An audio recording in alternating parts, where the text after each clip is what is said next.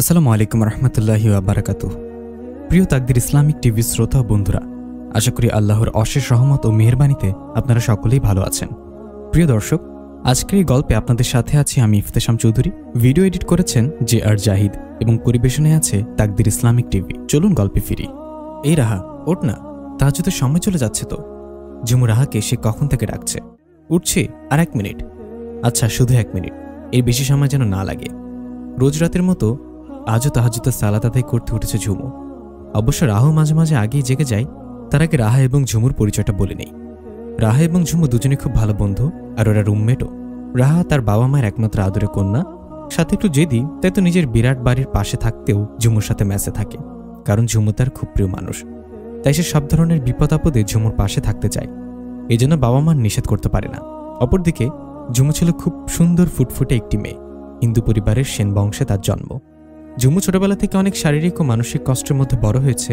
যদিও বা বাবা সুশীল সেনের বিশাল সম্পত্তি ছিল, তবুও ঝুমুর মাঝে কোনো শান্তি ছিল না, কারণ সে তার পরিবারের অনেক কিছুকে অপছন্দ করত। ঝুমুর জন্মের সময় তার মা মারা যায়, তাই তার একমাত্র ফুফু তাকে কোলে তুলে নেয়। অপরদিকে বাবার জন্য অনেক প্রস্তাব আসতে থাকে, ফলে একসময় তার বাবার বিয়ে হয়ে যায়। তখন ঝুমুর বয়স 2 বছর।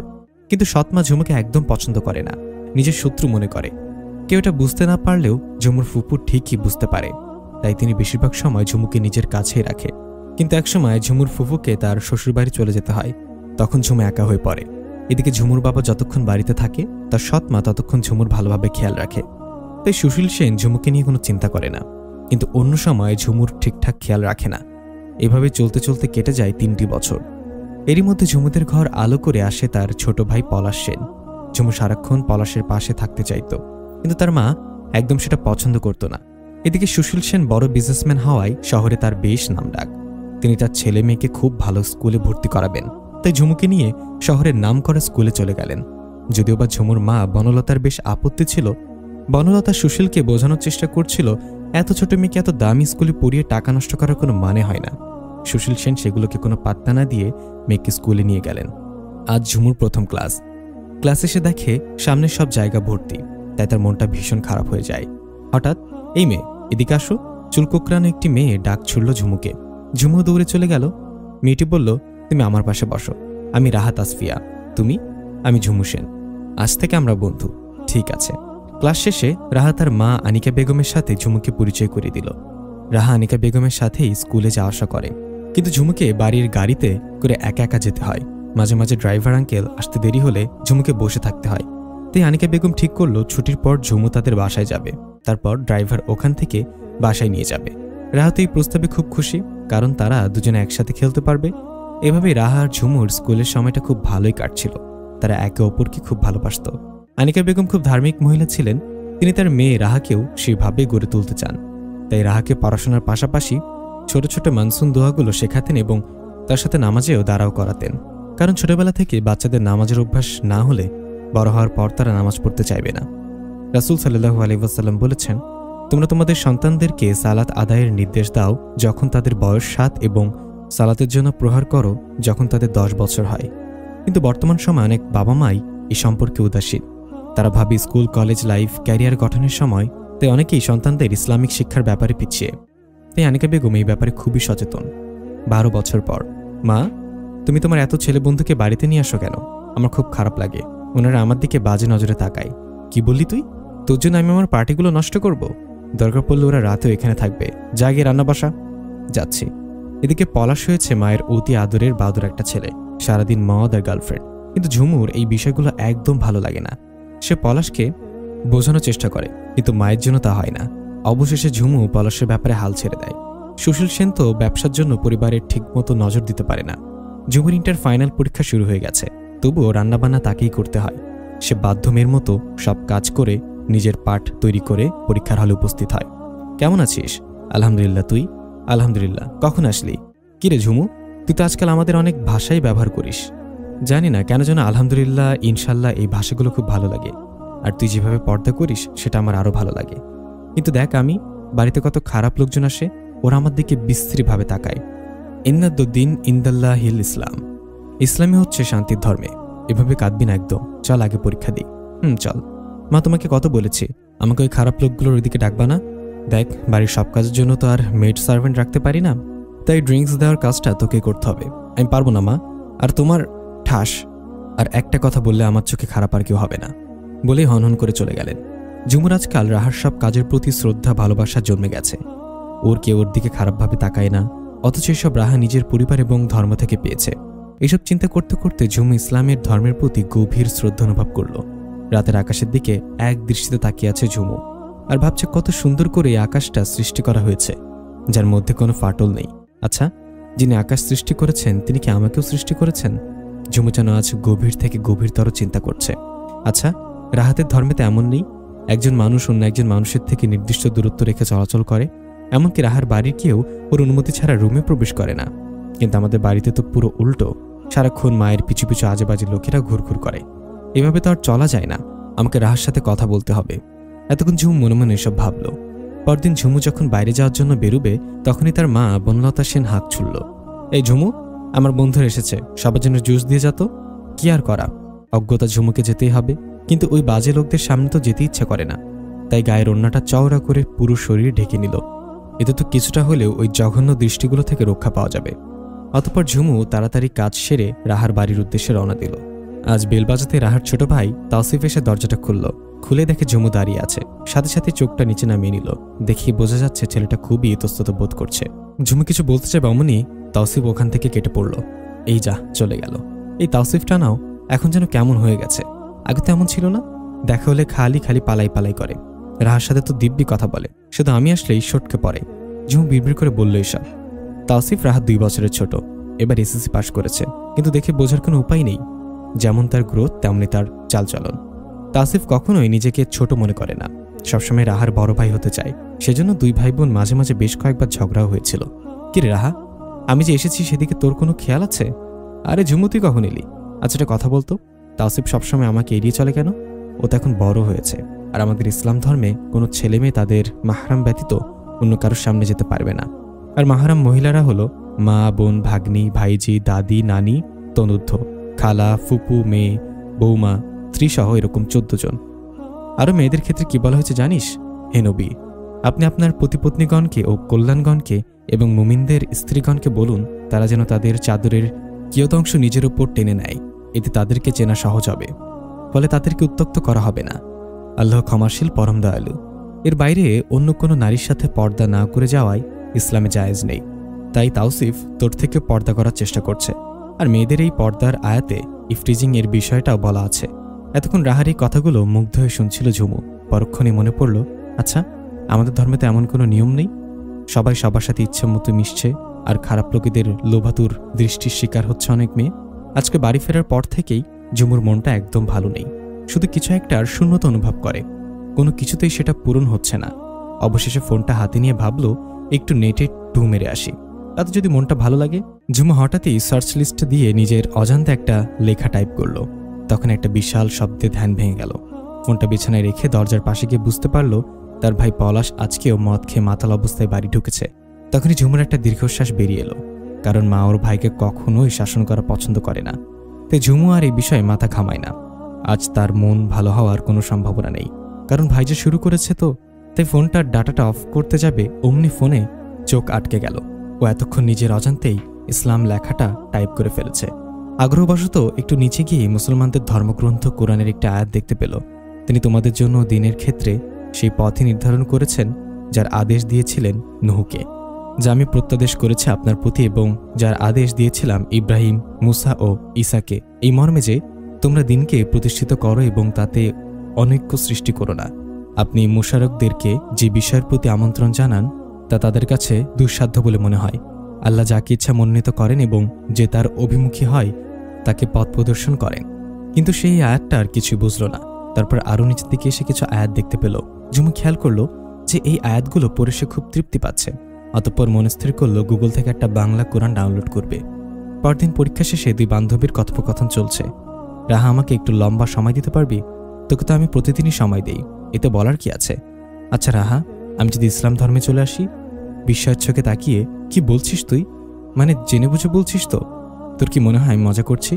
ভাবলাম যে কেউ তোকে জোর করলো নাকি। আসলে ইসলাম ধর্মেও জোর জবরদস্তি চলে না।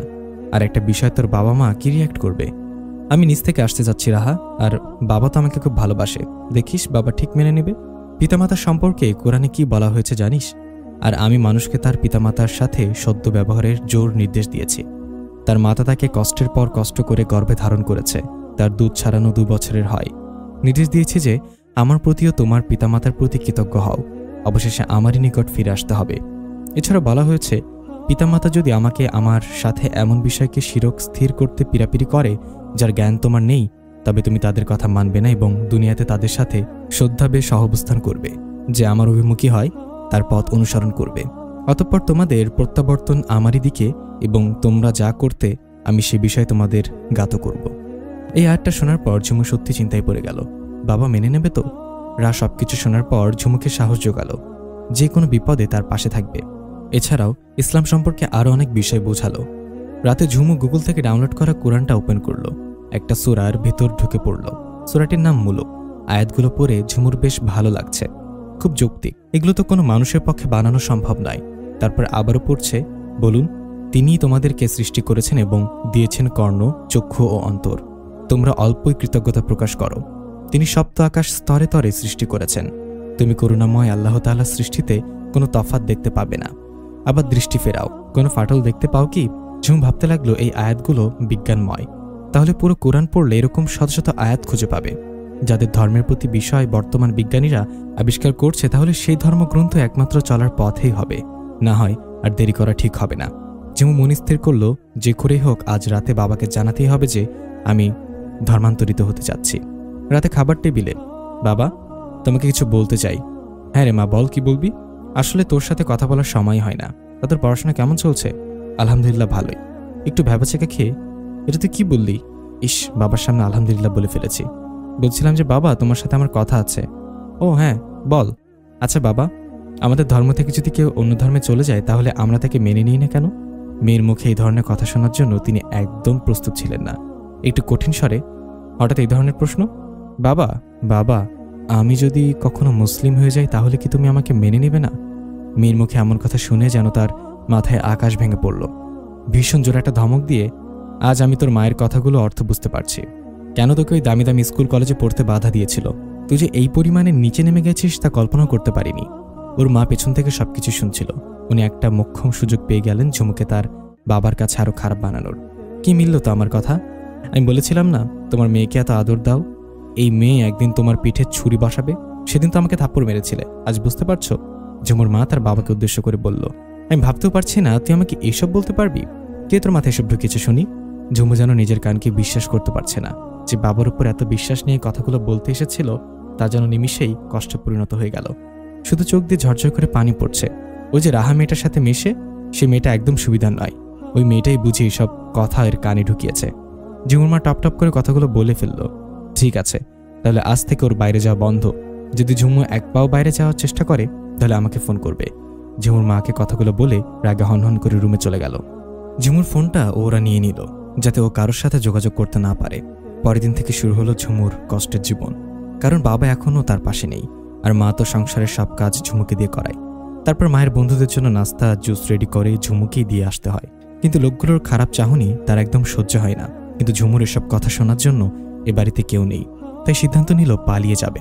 কিন্তু পালাতে গিয়েও দারোয়ানের হাতে ধরা পড়ে গেল। তার বাবা এটা শোনার পর যেন রাগে অগ্নিশর্মা হয়ে গেল। তারপর ঝুমুকে ঘরে বন্দি করে রাখলো। এদিকে রাহা 3 দিন থেকে ঝুমুকে ফোন দিয়ে দিয়ে হয়রান, বারবারই ফোন বন্ধ দেখাচ্ছে। এর জন্য রাহার ভীষণ চিন্তা হচ্ছে, কারণ ঝুমু প্রতিদিন একবার হলেও রাহাকে ফোন দেয়, সেখানে 3 দিন ধরে ফোন বন্ধ। তাই সে সিদ্ধান্ত নিল কাল নিজেই ঝুমুদের বাসায় আসবে। এদিকে ঝুমুর সারাদিন বন্ধ ঘরে কেঁদে কেঁদে দিন কাটে। শুধু 3 বেলা খাবার খাওয়ার আগে কেউ এসে দিয়ে যায়। যেহেতু কাছে ফোনটাও নেই তাই ইসলাম সম্পর্কে জানাও হচ্ছে না। তবু মনে মনে ভাবলো, আমি তো আল্লাহর কাছে সাহায্য চাইতে পারি। রাহা আজ বাড়ি থেকে একটু সকাল সকালই বেরিয়েছে, উদ্দেশ্য ঝুমুদের বাড়ি। কিন্তু বাড়ির সামনে আসতেই দারোয়ান আটকে দিল। কোথায় যাচ্ছেন দাঁড়ান? কে আপনি? আমি ঝুমুর বন্ধু, ওর সাথে দেখা করতে এসেছি। কিন্তু উনি তো এই বাসায় নেই। এই বাসায় নেই মানে কোথায়? শ্বশুর বাড়িতে। ভীষণ চমকে ওঠে। কি বলছেন এসব আপনি? ওনার গত পরশু বিয়ে হয়েছে, তাই এখন আর ঝুমু দিদিমণির সাথে যোগাযোগ না করাই ভালো। এই কথা বলে দারোয়ান গেট আটকে দিলেন। রাহা বাকরুদ্ধ হয়ে সামনের পথ চেয়ে রইল। অবশেষে রাহা হতাশে বাড়ি ফিরল। রাহা যেন দারোয়ানের কোনো কথাই বিশ্বাস করতে পারছে না। কোথাও একটা খটকা লাগছে। অবশেষে তার বাবা এবং মা দুজনকেই পুরো বিষয়টা খুলে বলল। এদিকে ঝুমুর যেন বন্ধ ঘরে দম আটকে যাবার উপক্রম। অনেক ডাকাডাকির পরেও বাড়ির লোকজন এগিয়ে আসে না। সবাই যেন কেমন পাষাণ হয়ে গেছে। হঠাৎ মনে পড়ল রাহা একদিন একটা কার্ড গিফট করেছিল, যেখানে একটা কোরআনের আয়াত লেখা ছিল। ঝুম তাড়াতাড়ি নিজের বই খাতার মধ্যে কার্ডটি খুঁজতে লাগলো। অবশেষে কার্ডটি পেয়ে মহান আল্লাহর দরবারে শুকরিয়া আদায় করল। সেখানে ঝুমু খুব সুন্দর একটা আয়াত দেখতে পেল। হে আমার পালনকর্তা, আমি আপনাকে ডেকে কখনো নিরাশ হইনি। এই আয়াতটা পড়ার পর ঝুমুর মনে অদ্ভুত এক প্রশান্তিতে ছেয়ে গেল। সে তার রবের কাছে সাহায্য চাইল। আরও 2 দিন কেটে গেল। রাহা এবার ভীষণ ভয় পাচ্ছে। না জানি ঝুমু কোথায় আছে, কি অবস্থা ওর। অবশেষে বাবা মায়ের সাথে পরামর্শ করে সিদ্ধান্ত নিল তাওসিফকে ঝুমুর খোঁজে পাঠাবে। যেহেতু তাওসিফকে ওই বাড়ির কেউই চেনে না, তাই তাওসিফ অনেক বুদ্ধিমানও ঠিকঠাক সংবাদই জোগাড় করে নিয়ে আসবে। এদিকে সকাল 10টা বেজে চলল। এখনও ঝুমুর ঘরে কেউ খাবার দিতে আসেনি। ক্ষুধায় পেট চোচো করছে। তাই আর কোনো উপায় না পেয়ে দরজা ধাক্কাধাক্কি শুরু করলো, কিন্তু বাইরে কোনো জনমানবের আওয়াজ নেই। এরপর কারোর পায়ের শব্দে ঝুমু আবার দরজা ধাক্কালো। হঠাৎই দরজা খুলে গেল, কিন্তু ভেতরে কেউ প্রবেশ করছে না। একটু একটা পুরুষের ছায়ার অবয়ব দেখে ঝুমু চমকে উঠল। ছায়াটা যেন তার ঘরে প্রবেশ করছে। ভীষণ ভয় পেয়ে সে খুব জোরে চিৎকার দিল। পরক্ষণে কেউ একজন ঘরে ঢুকে দরজাটা ঠাস করে বন্ধ করে দিল। আপনি? কয়েকদিন ধরে তোর জন্যই এই বাড়িতে আসছি, কিন্তু তোর দেখাই পাচ্ছি না। আজ তো মেঘনা চাইতে জল, তোকে একেবারে হাতের মুঠোয় পেয়ে গেলাম বলে লোকটা হো হো করে হেসে উঠল। এই খারাপ লোকটা হচ্ছে পলাশের মা বনলতা সেনের বন্ধু। সে সবসময় ঝুমুর দিকে খারাপ নজর দেয়। বেরিয়ে যান এই ঘর থেকে, নাহলে কিন্তু আমি চিৎকার করে সবাইকে ডাকবো। লোকটা অট্টহাসি দিয়ে, আজ তোর কথা শোনার জন্য কেউ নেই এই বাড়িতে। তোর বাবা আর ভাই তো বাড়িতেই নেই, আর তোর মাও বাইরে বেরিয়েছে। এখন কে বাঁচাবে তোকে আমার হাত থেকে? এই বলে লোকটা ঝুমুর 2 হাত খুব জোরে চেপে ধরল। ঝুমু অনেক চেষ্টা করে, কিন্তু নিজের হাত দুটো ছাড়াতে পারছে না। মনে হচ্ছে যেন হাত ফেটে রক্ত বেরোবে। তখনই ঝুমু নিজের সর্বশক্তি দিয়ে লোকটির ঘাড়ে একটা কামড় বসিয়ে দিল। কামড়টা এত জোরে দিয়েছে যে লোকটার ঘাড় থেকে দরদর করে রক্ত বেরোচ্ছে। তখনই লোকটা ঝুমুকে ছেড়ে দিয়ে নিজেকে নিয়ে ব্যস্ত হয়ে পড়ল। সেই সুযোগটাকে কাজে লাগিয়ে ঝুমু দৌড়ে বাইরে বেরিয়ে গেল। দারোয়ান তখন অন্য কারোর সাথে কথা বলায় ব্যস্ত। ঝুমু নিজের বড় ওড়না দিয়ে শরীর এবং মুখটা ঢেকে নিল। অতঃপর নিশ্চিন্তে বাইরে বেরিয়ে আসলো। ঝুমু গেট থেকে বেরিয়ে এসে থমকে দাঁড়ালো। মনে মনে ভাবছে, আমি কাকে দেখছি? এ তো তাওসিফ। ভালোই হলো, এবার আমি নিশ্চিন্তে রাহার কাছে পৌঁছাতে পারবো। তাওসিফ অপরিচিত একটা জায়গায় নিজের নাম শুনে পেছনে তাকালো। বড় ওড়না পরে মুখ ঢাকা একটি মেয়ে। চোখ দেখে বোঝা যাচ্ছে এটা ঝুমু, কিন্তু প্রচণ্ড হাঁপাচ্ছে। মনে হয় ভয় পেয়ে আছে। তাওসিফকে কোনো কথা বলার সুযোগ না দিয়ে ঝুমু বলে উঠল, তাওসিফ, আমাকে তাড়াতাড়ি রাহার কাছে নিয়ে যাও প্লিজ। তাওসিফ আর কোনো কথা না বলে একটা অটো ডাকলো। অতঃপর ঝুমু পেছনে বসলে এবং তাওসিফ ড্রাইভারের সাথে বসে বাড়ির উদ্দেশ্যে রওনা দিল। রাহা দরজা খুলতে ঝুমুকে দেখতে পেল। এবার সশরীরে ঝুমুকে তার সামনে দেখে স্বস্তির নিঃশ্বাস ফেলল। অতঃপর দুজনকে জড়িয়ে ধরে কেঁদে ফেলল। আমাকে কি এভাবে বাইরে দাঁড়িয়ে রাখবি? একটু হেসে রাহা বলল, ও সরি, ভেতরায়। মানুষকে চিন্তায় ফেলে নিজে তো ভালোই আছিস। ভ্রুকুচকে বলল ঝুমু, তোর কি এটাই মনে হলো? না, মানে তোর চেহারাটা অন্যরকম হয়ে গেছে। আচ্ছা, একটু ফ্রেশ হয়ে নে, তারপর সব শুনবো। এই বলে রাহা ঝুমুকে নিয়ে রুমে গেল। দুপুরে খাবার খেয়ে ঝুমু রাহাকে তার সাথে ঘটে যাওয়া সব ঘটনা খুলে বলল। রাহা যেন সব শুনে বাকরুদ্ধ হয়ে গেল আর ভাবছে সেদিন দারুণ কাকা কিভাবে মিথ্যা কথাগুলো বলতে পারল। রাহা ঝুমুকে অভয় দিল আর বাড়ির সকলকে এই কথাগুলো বলার জন্য সিদ্ধান্ত নিল, কারণ এরপর যে খুব একটা বড় ঝড় আসতে চলেছে তা রাহা খুব ভালো করেই বুঝতে পারছে। এদিকে ঝুমুর মা বনলতা সেন বাড়িতে এসে দেখে ঝুমু পালিয়েছে। তার তো ভীষণ খুশি লাগছিল যে আপুরটা এতদিনে বিদায় হয়েছে, কিন্তু ওর বাবা সুশীল সেন তো এটা কিছুতেই মেনে নেবে না, বরং মেয়েকে পাবার জন্য যা যা দরকার সবই করবে। রাতে সুশীল সেন সবকিছু শোনার পর তো রেগে আগুন। সামনে পেলে বুঝে ঝুমুকে গিলে খেত। তারপর বাড়ি থেকে বেরিয়ে রাহাদের বাড়ির উদ্দেশ্যে রওনা দিল। এদিকে রাহার বাবা মা সবকিছু শোনার পর ঝুমুকে সান্ত্বনা দিল। রাহার বাবা বলল, আজ থেকে তুমি আমার আরেক মেয়ে হয়ে এই বাড়িতে থাকবে। ঝুমু বলল, কিন্তু আঙ্কেল, আমি তো ইসলামে পুরোপুরি প্রবেশ করতে চাই। রাহার বাবা রইসুল ইসলাম বললেন, যে অবশ্যই। অতঃপর ঝুমু কালেমায় শাহাদাত পরে নিজেকে ইসলামের ছায়াতলে প্রবেশ করালো। এই মুহূর্ত থেকে ঝুমু একজন মুসলিম। কেউ ইসলাম গ্রহণ করলে আল্লাহ সুবহানাহু তাআলা তার অতীতের সমস্ত পাপ ক্ষমা করে দেন। তাই এই মুহূর্তে ঝুমু নিষ্পাপ। এরপর থেকে আজান হওয়ার সাথে সাথেই সালাত পড়তে হবে। ইসলাম গ্রহণ করার পর ঝুমুর মনে হলো বুক থেকে বিশাল একটা বোঝা নেমে গেল। মনের মধ্যে অদ্ভুত এক প্রশান্তি ছেয়ে আছে। হঠাৎই কলিং বেলটা বেজে উঠল। দরজাটা তাওসিফি খুলে দিল। খুলে দেখে বাইরের একজন ভদ্রলোক দাঁড়িয়ে। ভদ্রলোক খুব রাগী কণ্ঠে বলল, এটা কি রাহাদের বাসা? ভদ্রভাবে তাওসিফ বলল, জি বলুন। ভদ্রলোক কর্কশ কণ্ঠে বলল, ঝুমু এখানে এসেছে? এদিকে ঝুমু ভেতর থেকে ভদ্রলোকের কণ্ঠস্বরটা শুনেই চিনতে পেরেছে যে তার বাবা এসেছে। তাই ভয়ে ভেতরটা কেঁপে উঠল। তার বাবা যে রাগে কি না কি করে বসবে। ভদ্রলোক ধমক দিয়ে বলল, এই ছেলে আমার কথা কানে যাচ্ছে না? তাওসিফ এতক্ষণ ভেবে পাচ্ছিল না কি বলবে, তাই চুপ করেছিল। ঝুমু দ্রুতই দরজার দিকে এগিয়ে এলো। সুশীল সেনের সামনে আসতে তিনি ঝুমুর গালে ঠাস করে একটা চর মেরে দিল। ঝুমু কোনো কথা না বলে শুধু ঝরঝর করে কেঁদে চলেছে। অতঃপর সুশীল সেন ধমক দিয়ে ঝুমুকে টানতে টানতে বাইরে বেরোনোর জন্য পা বাড়ালো। তখনই ঝুমু বাবার থেকে নিজের হাত ছাড়িয়ে নিয়ে বলল, বাবা, আমি এখন মুসলিম, আমি আর তোমার ধর্মে ফিরতে পারবো না, পারলে আমাকে ক্ষমা করে দিও। জিজ্ঞাসু দৃষ্টিতে সুশীল সেন বলল, কি বললি তুই? হ্যাঁ বাবা, তুমি ঠিকই শুনেছ, কিছুক্ষণ আগে আমি ইসলাম ধর্ম গ্রহণ করেছি। ঝুমু, তুই পাগল হয়ে গেছিস? বাবা, এতদিন আমি নিজের রবকে চিনতে পারিনি। যখন আমি জানতে পেরেছি ইসলাম একমাত্র মুক্তির পথ, তখনই ফিরে আসতে চেয়েছিলাম, তোমাকে বলতেও গিয়েছিলাম, কিন্তু তোমরা আমাকে আটকে রাখলে। ঝুমু, তোর সাহস অনেক বেড়ে গেছে, আজ বাড়ি নিয়ে গিয়ে তোর পা ভেঙে রেখে দেবো, যাতে কোনোদিন আর এই মুখ হতে না পারিস। সরি বাবা, আমি তোমার সাথে আর যেতে পারবো না। আমি সত্য দেখা পেয়েছি বাবা। জানো বাবা, ইসলাম ধর্মে কি বলা আছে? কোরআনে বলা আছে, আর আমি মানুষকে তার পিতামাতার সাথে সদ্য ব্যবহারের জোর নির্দেশ দিয়েছি। তার মাতা তাকে কষ্টের পর কষ্ট করে গর্ভধারণ করেছে, তার দুধ ছাড়ানো 2 বছরের হয়। নির্দেশ দিয়েছি যে আমার প্রতিও তোমার পিতামাতার প্রতি কৃতজ্ঞ হও, অবশেষে আমারই নিকট ফিরে আসতে হবে। পিতামাতা যদি তোমাকে আমার সাথে এমন বিষয়কে শরীক স্থির করতে পীড়াপিড়ি করে যার জ্ঞান তোমার নেই, তবে তুমি তাদের কথা মানবে না এবং দুনিয়াতে তাদের সাথে শ্রদ্ধাভাবে সবস্থান করবে। যে আমার অভিমুখী হয় তার পথ অনুসরণ করবে। অতঃপর তোমাদের প্রত্যাবর্তন আমারই দিকে এবং তোমরা যা করতে আমি সেই বিষয়ে তোমাদেরকে জ্ঞাত করব। দেখেছো বাবা, ইসলামের প্রবেশ করার পরও তোমার সাথে খারাপ আচরণ করতে পারছি না, কারণ ইসলাম খারাপ ব্যবহারের নির্দেশ দেয় না। জাস্ট স্টপ ঝুমু, আর একটা কথা বলিস তো তোকে আমি জ্যান্ত মেরে ফেলবো। এতক্ষণ সবাই চুপচাপ বাবা মেয়ের কথোপকথন শুনছিল। এই মুহূর্তে এখান থেকে চল বলেই ঝুমুর হাত ধরে টানতে শুরু করলো। তখন তাওসিফ এসে সামনে দাঁড়ালো, খুব ভদ্রভাবে বলল, দেখুন আঙ্কেল, আপনি আপনার মেয়েকে এভাবে নিয়ে যেতে পারেন না। যেহেতু আপনার বাড়িতে নিয়ে ওনাকে নির্যাতন করেন, তাই ক্ষমা করবেন, আপনার মেয়েকে আপনার হাতে তুলে দিতে পারলাম না। আর এটা আপনার বাড়ি নয় যে কাউকে জোর করে নিয়ে যেতে পারবেন। আশা করি বুঝতে পেরেছেন, তাই এবার আপনি আসতে পারেন।